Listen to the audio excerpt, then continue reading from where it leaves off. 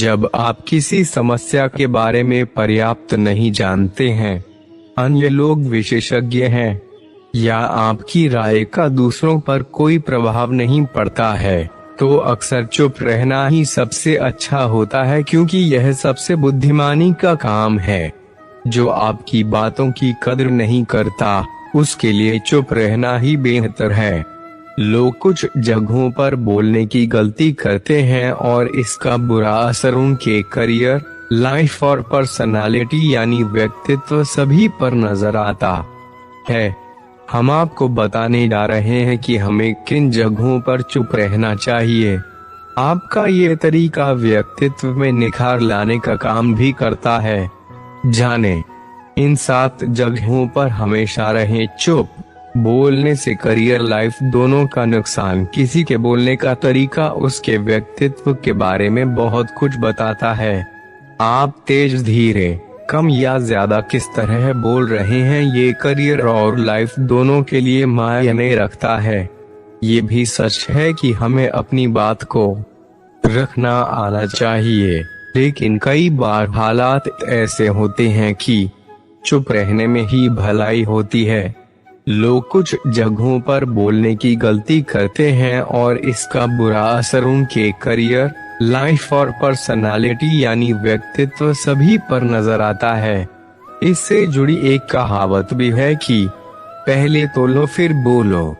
यहाँ हम आपको बताने जा रहे हैं कि हमें किन जगहों पर चुप रहना चाहिए। अगर आपको बहुत गुस्सा आ रहा हो तो चुप रहने की कोशिश करें। ऐसे हालात में बहुत कम लोग खुद पर काबू कर पाते हैं।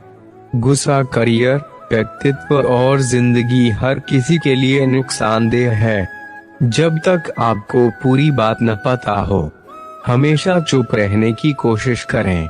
अगर आप अपने ताल्लुकात को बचाने की सिचुएशन को फेस कर रहे हैं तो भी चुप रहें। जो चिल्लाए बिना बात नहीं कर पाते हो, उन्हें अधिकतर सिचुएशन में चुप ही रहना चाहिए। अगर आपके शब्द दोस्ती को नुकसान पहुंचाते हैं तो चुप रहने की कोशिश करें। अगर किसी इंसान को गलती से बुरा फील कराने के हालात बन जाए तो चुप रहने में ही भलाई होती है। जब भी आप हद से ज्यादा इमोशन फील करें तो आपको चुप रहना चाहिए। पर्सनालिटी डेवलपमेंट में कम बोलना और ज्यादा सुनना किसी गुण से कम नहीं है। कुछ हालातों में चुप रहने की आदत फायदेमंद साबित हो सकती है, लेकिन आपको बोलने के तरीके में सुधार भी लाना चाहिए। किसी भी मुद्दे पर तभी बोले जब आपको उसकी जानकारी हो। इसके अलावा तेज या चिल्लाकर बोलने से बचें। आपकी ये आदत दूसरों की नजरों में प्रभाव को डाउन कर सकती है। सुनने की कला है अद्भुत है। अक्सर कहा जाता है समझदार व्यक्ति वही है जो बोलने से ज्यादा सुनने में विश्वास रखता है। मौन रहना एक कला है और यकीन मानिए यह जितना आसान सुनने और पढ़ने में लगता है उतना ही कठिन काम है जो हर कोई नहीं कर पाता। चुप रहने के कई नुकसान हैं, लेकिन सही जगह चुप रहने के कुछ ऐसे फायदे भी हैं जिन्हें जानना उन लोगों के लिए तो बहुत आवश्यक है जो अक्सर हर जगह बोलने या जवाब देने की आदत रखते हैं। समझदार व्यक्ति की पहचान कई अवसरों पर चुप रहना आपकी समझदारी जाहिर करता है। बड़े बड़े विद्वान भी यही कहते हैं कि मनुष्य के भीतर मौन रहने का गुण अवश्य होना चाहिए। आगे की स्लाइड्स में हम आपको उन अवसरों से अवगत करवाने जा रहे हैं जहां आपको अपनी चुप रहने की कला का परिचय देना चाहिए। तभी आप एक समझदार व्यक्ति कहलाएंगे और बड़ी सफलता आपको हाथ लगेगी। जब किसी की बुराई की जा रही हो, जिस स्थान पर किसी की बुराई की जा रही हो, आपको उस वार्तालाप में भाग नहीं लेना चाहिए। अगर किसी कारणवश आपको वहां मौजूद रहना भी है तो भी चुप रहने में ही भलाई है। किसी के बुराई हो रही हो तो आपको किसी भी रूप में अपनी राय वहां व्यक्त नहीं करनी चाहिए। क्योंकि अगर आपने कुछ कहा तो वह कल आपके बुराई भी उस व्यक्ति के सामने कर सकता है जिसकी निंदा आपके सामने की जा रही है। अधूरी जानकारी हो तो चुप रहें। अगर आपको किसी घटना या व्यक्ति के विषय में पूरी जानकारी नहीं है तो आपको हर हाल में मौन रहना चाहिए। अधूरा ज्ञान न होने से कहीं ज्यादा खतरनाक है। इसलिए यह कोशिश पूरी करें कि आप बिना पूरी बात जानने न तो अपनी राय रखें और न ही अफवाह फैलाएं, अन्यथा आपको सामाजिक रूप से निंदा या हास्य का पात्र बनना पड़ सकता है। अगर स्थिति ज्यादा गंभीर हुई तो आप स्वयं या किसी और को मुसीबत में भी डाल सकते हैं। जब सामने वाला व्यक्ति आपकी बात न समझ रहा हो, जब आपको यह ज्ञान हो जाए कि सामने वाला व्यक्ति न तो आपकी भावना का सम्मान कर रहा है और न ही वह आपकी बात को समझ रहा है, तो ऐसी स्थिति में आपको स्वयं शांत और चुप हो जाना चाहिए। हिंदी में एक कहावत है, भैंस के सामने बीन नहीं बजानी चाहिए। इस समय आपको इस कहावत पर गौर करना चाहिए ताकि न तो आपकी एनर्जी वेस्ट हो और ना ही आपको बेवकूफ समझा जाए। जब कोई व्यक्ति अपनी परेशानी आपसे कह रहा हो, जब कोई व्यक्ति आपके समक्ष अपना दुख या परेशानी लेकर आता है तो आपको उसे पूरी तरह सुनना चाहिए। उसे न तो बीच में टोकें और ना ही उसे समाधान दें।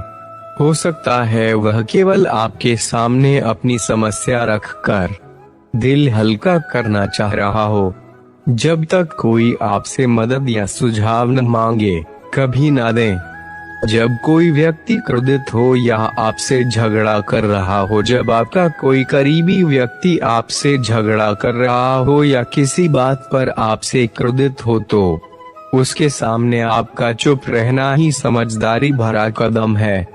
अगर उस क्रोध की अग्नि में आप भी कूद पड़ेंगे या उनसे झगड़ा करने लगेंगे तो जो बात कल सुलझा सकती थी वह बिगड़ती चली जाएगी। अगर आप आज चुप रहेंगे तो वह अपने आप आकार आपसे माफी मांग लेंगे। शब्दों से न पहुंचे ठेस।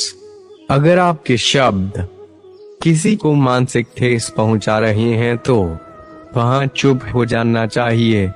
कमजोर व्यक्ति के बारे में कुछ भी बोलकर आप महान नहीं बन सकते। महान आप किसी कमजोर का साथ देने में बनेंगे। पवित्र वस्तुओं का न करें अपमान। कोई वस्तु आपके लिए अपवित्र है और वही वस्तु दूसरों के लिए पवित्र है तो वहां आपका चुप रहना चाहिए। अनादर हमें किसी भी चीज का नहीं करना चाहिए, चाहे वह किसी इंसान को लेकर हो या फिर किसी धर्म को लेकर। अपमान करने से आप महान नहीं बन सकते। क्रोध में रहें चुप। चुप रहना आदर या सम्मान देने की निशानी होती है। इससे न कोई छोटा होता है और न ही बड़ा।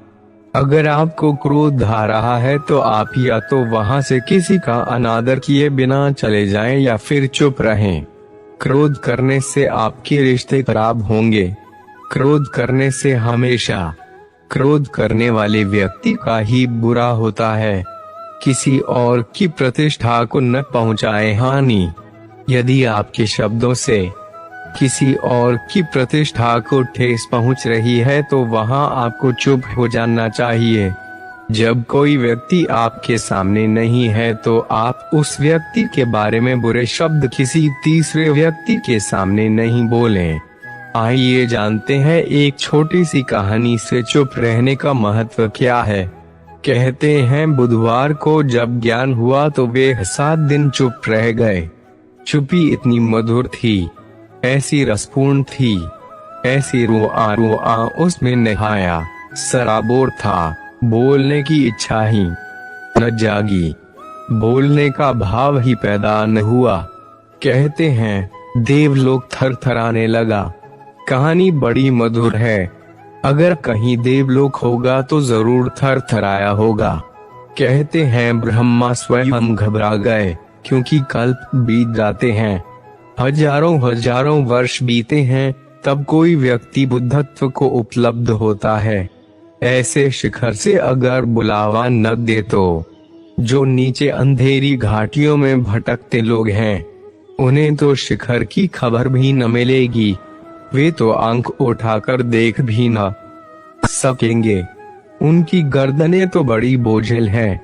वस्तुतः वे चलते नहीं, सरकते हैं, रेंगते हैं। आवाज बुधवार को देनी ही पड़ेगी। बुधवार को राजी करना ही पड़ेगा। जो भी मौन का मालिक हो गया, उसे बोलने के लिए मजबूर करना ही पड़ेगा। कहते हैं ब्रह्मा सभी देवताओं के साथ बुधवार के सामने मौजूद हुए। वे उसके चरणों में झुके। हमने देवत्व से भी ऊपर रखा है बुद्धत्व को। सारे संसार में ऐसा नहीं हुआ। हमने बुद्धत्व को देवत्व के ऊपर रखा है। कारण है देवता भी तरसते हैं बुधवार होने को। देवता सुखी होंगे, स्वर्ग में होंगे, अभी मुक्त नहीं है, अभी मोक्ष से बड़े दूर हैं। अभी उनकी लालसा समाप्त नहीं हुई है, अभी तृष्णा नहीं मिटी है, अभी प्यास नहीं बुझी है। उन्होंने और अच्छा संसार पा लिया है और सुंदर स्त्रियां पाली हैं। कहते हैं स्वर्ग में कंकड़ पत्थर नहीं है, हीरे जवाहरात हैं। कहते हैं स्वर्ग में जो पहाड़ हैं, वे शुद्ध स्फटिक माणिक की हैं। कहते हैं स्वर्ग में जो फूल लगते हैं वे मुरझाते नहीं। परम सुख है, लेकिन स्वर्ग से भी गिरना होता है, क्योंकि सुख से भी दुख में लौटना होता है। सुख और दुख एक ही सिक्के के पहलू हैं। कोई नरक में पड़ा है, कोई स्वर्ग में पड़ा है। जो नरक में पड़ा है वह नरक से बचना चाहता है, जो स्वर्ग में पड़ा है वह स्वर्ग से बचना चाहता है। दोनों चिंतातुर हैं, दोनों पीड़ित और परेशान हैं। जो स्वर्ग में पड़ा है वह भी किसी लाभ के कारण वहां पहुंचा है। एक ने अपने लोभ के कारण पाप किया होगा, एक ने लोभ के कारण पुण्य किए हैं। लोभ में फर्क नहीं है। बुद्धत्व के चरणों में ब्रह्मा झुके और कहा आप बोलें, आप न बोलेंगे तो महादुर्घटना हो जाएगी। और एक बार यह सिलसिला हो गया तो आप परंपरा बिगाड़ देंगे। बुधवार सदा बोलते रहे हैं, उन्हें बोलना ही चाहिए। जो न बोलने की क्षमता को पा गए हैं, उनके बोलने में कुछ अंधों को मिल सकता है, अंधेरे में भटकतों को मिल सकता है। आप चुप ना हो, आप बोलें। किसी तरह बमुश्किल राजी किया। कहानी का अर्थ इतना ही है कि जब तुम मौन हो जाते हो तो अस्तित्व भी प्रार्थना करते हैं कि बोलो। करुणा को जगाते हैं। उन्हें रास्ते का कोई भी पता नहीं, उन्हें मार्ग का कोई भी पता नहीं है। अंधेरे में टटोलते हैं, उन पर करुणा करो। पीछे लौटकर देखो। साधारण आदमी वासना से बोलता है, बुधवार पुरुष करुणा से बोलते हैं। साधारण आदमी इसलिए बोलता है कि बोलने से शायद कुछ मिल जाए। बुधवार पुरुष इसलिए बोलते हैं कि शायद बोलने से कुछ बट जाए। बुधवार इसलिए बोलते हैं कि तुम भी साझेदार हो जाओ उनके परम अनुभव में। पर पहले शर्त पूरी करना पड़ती है, मौन हो जाने की, शून्य हो जाने की। जब ध्यान खिलता है, जब ध्यान की वीणा पर संगीत उठता है, जब मौन मुखर होता है, तब शास्त्र निर्मित होते हैं। जिनको हमने शास्त्र कहा है वह ऐसे लोगों की वाणी है जो वाणी के पार चले गए थे। और जब भी कभी कोई वाणी के पार चला गया, उसकी वाणी शस्त्र हो जाती है, आप्त हो जाती है। उससे वेदों का पुनः जन्म होने लगता है। पहले तो मौन को साधो, मौन में उतरो, फिर जल्दी ही वह घड़ी भी आएगी, वह मुकाम भी आएगा जहां तुम्हारे शून्य से वाणी उठेगी। तब उसमें प्रामाणिकता होगी, सत्य होगा, क्योंकि तब तुम दूसरे के भय के कारण न बोलोगे, तुम दूसरों से कुछ मांगने के लिए न बोलोगे, तब तुम देने के लिए बोलते हो। भय कैसा, कोई ले तो ठीक, कोई न ले तो ठीक। ले तो उसका सौभाग्य, न ले तो उसका दुर्भाग्य। तुम्हारा क्या है, तुमने बांट दिया, जो तुमने पाया तुम बांटते गए। तुम पर यह लांछन न रहेगा कि तुम कृपण थे, जब पाया तो छिपा कर बैठ गए। उम्मीद है दोस्तों आपको आज की वीडियो जरूर पसंद आई होगी। ऐसे ही अद्भुत विचारों को सुनने के लिए, अपने जीवन में धारण करने के लिए, यदि आपने अपने इस चैनल को सब्सक्राइब नहीं किया है तो जल्दी से सब्सक्राइब कर लें। लाइक शेयर करना ना भूलें और अपना कीमती समय देने के लिए शुक्रिया। राधे।